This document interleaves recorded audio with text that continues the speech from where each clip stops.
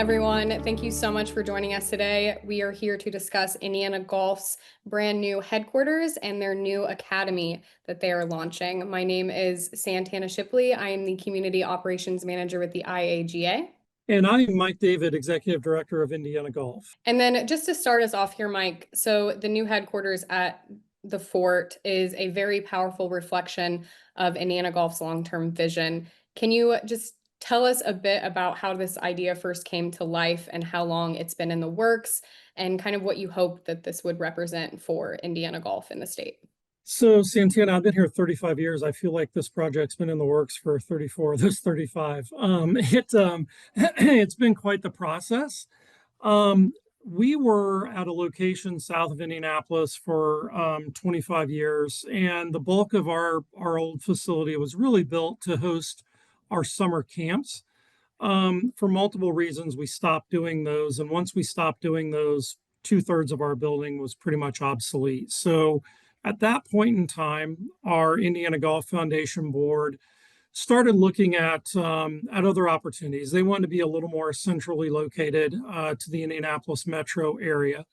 So we started putting out feelers, and that I think dates back 7 years ago that this entire project started. And then we went through the selection process of where we wanted to be, and then a capital campaign. And almost 7 years later, we're in our new facility. But as I said in my remarks at the grand opening, why good things are worth waiting for, and we're thrilled with the final result. And I think it all worked out really, really well. Absolutely. And then obviously with an initiative of this size, like you said, it evolved over time. Can you kind of walk us through how the original plan shifted, whether that's in terms of the location, which was discussed, timeline, vision, and kind of just how the whole Indiana Golf team stayed focused and adapted through all of these changes? Yeah, and it was tough to stay focused during part of it, because we literally were in what I continue to call a temporary office for almost 4 years, as you well know, because you were there for part of it. But it had a lot of moving parts. I mean, we looked at several facilities when we decided to make the move. We selected the Fort, which is formerly here at Fort Benjamin Harrison, which was a military base that's now been decommissioned. The golf course was given to the state of Indiana by the federal government, so it's operated by the Indiana Department of Natural Resources. So we looked at various sites. We landed on the Fort because it's a Pete Dye redesign. It's a public facility. It's owned by the state. We thought that partnership would, made a lot of sense. So kind of the first, I guess, challenge was selecting a site, and we had other facilities to choose from, but we thought the Fort made the most sense. Once we decided on a location, then we went through the process of the building design on one hand and a capital campaign on the other hand. So they were kind of going obviously simultaneously. We kind of had a little bump in the road because I would say 2/3 of the way through, we took a step back because we weren't sure that the Fort ultimately is where we wanted to be. We were struggling a little bit with the DNR relationship. Them not really knowing a lot about who we were, admitting that they really didn't know that much about golf course operations, even though they had the Fort to manage.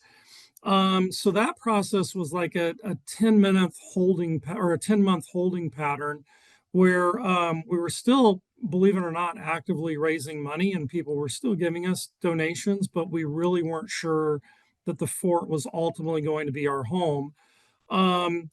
Everything worked out. We got to a higher comfort level with the DNR, with being here at the Fort. Then we went full steam ahead on the process, and we raised the remaining money that we needed to raise. We finalized the plans for the building. The construction started, and really the quickest part of the entire project was the actual construction. We moved into our new headquarters, or had the grand opening, I should say. We moved in a little earlier than that, but the grand opening was exactly 365 days from our groundbreaking, which From a construction project, that's pretty much unheard of. But everything worked out really well. We did a good job in selecting our contractor. We did a good job in selecting our interior design company, and it all fell together. And now being in the new facility for about 3 or 4 weeks, I walk through it every day, and there's nothing that I would change. So I think that's evidence of success. I'm sure maybe a few months from now I'll find something here or there that might have been different, and share that with the next organization that builds something like this, so they can make it better than what we did. But it turned out really well. I think we're very happy with the end result. Yeah, absolutely. And obviously, I firsthand was able to get a look at it. It looks amazing. And I think it just goes to show, obviously, the timeline is amazing with how quick the turnaround was. But just how much you can tell how much work and how much detail went into the thought and all of the planning behind it. So kudos to everyone with Indiana Golf. It's amazing. And I kind of just wanted to shift into branching off of the opening of your new headquarters. Next on the horizon for you guys is the indoor golf academy and your short game facility. What are your hopes for these spaces, and how do you kind of envision this expanding access and serving Indiana Golf's community even further beyond what you guys are doing now? Yeah, and before I touch on that, I think part of your last question, Santana, was also kind of the concept behind our facility, what we were looking to do. And obviously, first and foremost, it's our administrative offices for the 5 organizations that we run under the Indiana Golf umbrella. But we also wanted to make it kind of a interactive history of Indiana golf, and I think we've done that with our Hall of Fame space, not just recognizing Indiana Golf Hall of Fame members, but our past presidents, our past champions, our special award winners from a PGA standpoint. And our Hall of Fame space, as you saw, is very interactive. It's all touchscreen monitors, not a lot of the old display cases with trophies and golf clubs in them, but more of the touch screens, so people can go to a given year and see who won X award or who won X championship. And I think that part of it turned out really well. And that's kind of what the goal was, is to make it a tribute to those that really have had an impact on golf in Indiana, but also make it a very functional office space for those that are in here on a daily basis, conducting the business of the various organizations that we run. So the next steps, the campus, I guess you could call it, is not complete yet. We've got our administrative building and our Hall of Fame. We'll have about a 6,000 square foot synthetic putting area, and it'll have a practice bunker and chipping space just to the north of our building. And then we'll also have about a 2,200 square feet academy building that are part of the next phases of construction. Those are honestly starting as we speak. I think that by mid to late August, the putting green will be done. And then hopefully by November, the academy building will be done. And what we'll use those facilities for predominantly are our first tee programming and PGA Hope programming. Also, some of our adaptive clinics we'll have on site as well. But those are probably the 3 things we'll use those that expanded area for more than anything else. And super excited about getting those done. I think once it's all in place, it's going to look fantastic and really give us a lot of added exposure that we haven't had before with the traffic coming through the fort. I mean, we've already gotten more people walking through the building in 3 weeks than we have in probably the last couple of years. And just really give us some additional programming opportunities, which is exciting. Not to mention that having access to the fort for 2 or 3 tournaments a year, which, as I mentioned earlier, is a Pete Dye redesign. Really probably one of the top 5 public course layouts in the state. So excited about the location, the proximity to that golf course, and having access to it as well. Yeah, absolutely. And I can't wait to come test out all the new facilities. I think a good branch off of, talking about the capital campaign and everything that went behind it. One of the key pillars to the capital campaign alongside the new headquarters was your drive box. So the mobile golf simulator already making huge waves in your outreach. I kind of just wanted to touch on this in terms of expansion because Indiana is huge and just continuing to better the game and offer more and more. How has the Drive Box helped expand your reach to new audiences so far? And how do you kind of see this continuing to introduce the game in creative ways across schools, hospitals, events, and beyond those areas? Yeah, I mean, so we have four basic pillars, as you mentioned, from the capital campaign, and the overall campaign was $6.5 million. We're actually about $115,000 from that goal, so we will hit that goal.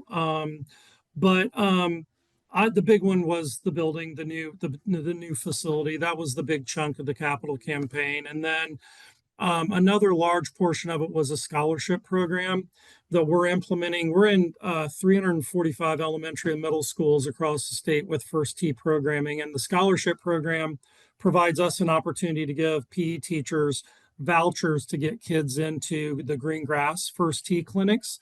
So that was a big part of what we're doing with the capital campaign as well. The third pillar was doing some capital improvements to some of our First Tee sites around the state. We've built a netted hitting area at one of our Indianapolis City courses. We built a synthetic tee at another Indianapolis City course that holds a lot of our First Tee programming. So just trying to be a better partner with those facilities. And then finally, as you mentioned, the fourth kind of pillar was the drive box, purchasing a drive box. And we were extremely fortunate that we partnered with Republic Airways here in Indianapolis.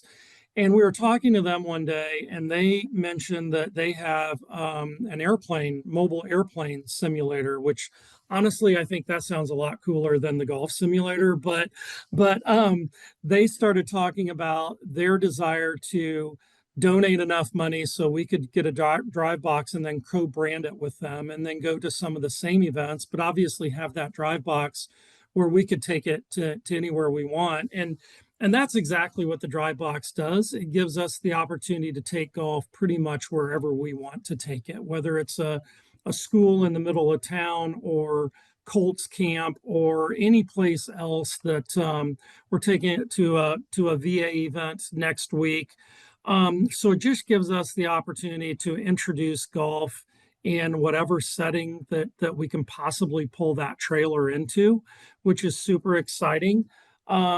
And honestly, we haven't used it as much as I would like yet, but we certainly are getting more and more inquiries about it, and we're scheduling it more and more over the next few months. And I think that interest will continue because once you have people inside, you can set it up to play games, do whatever you want, and it's really kind of a really cool introduction to the game that people probably wouldn't have access to otherwise. Yeah, for sure. And just out of curiosity with the scheduling, and I know you said wanting to get into using it more and more, how is that?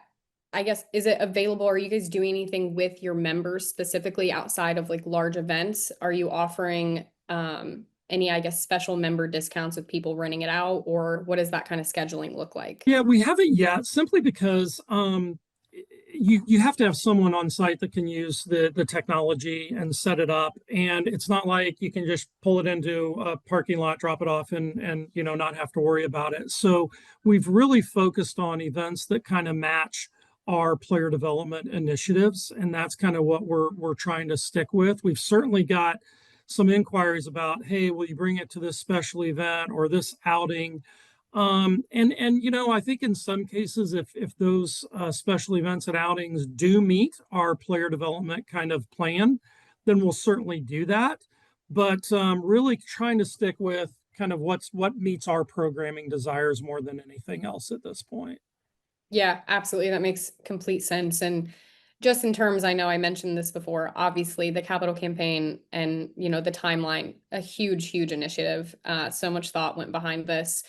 Just for other allied golf associations that might be considering kind of a new home base or a large scale initiative like this, what advice would you offer to them? And were there any specific partnerships or strategies that kind of proved especially valuable in making, all of this come to life?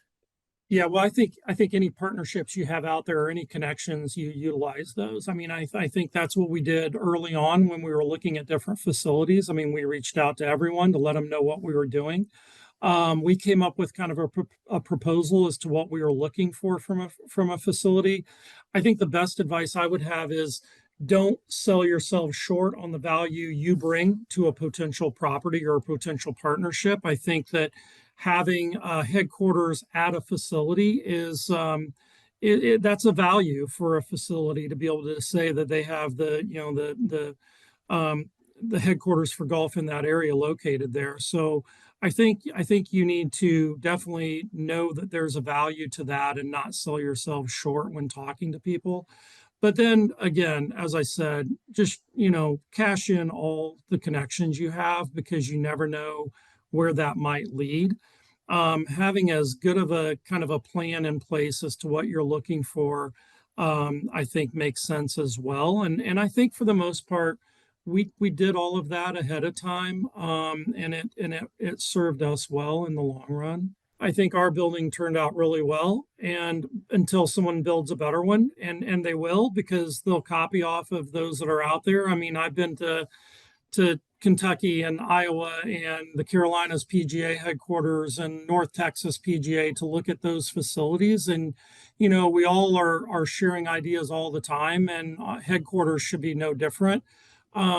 Sharing what people would do differently, what they like, what they don't like, I think goes a long way. So I think you lean on those connections you have within the industry as much as you possibly can.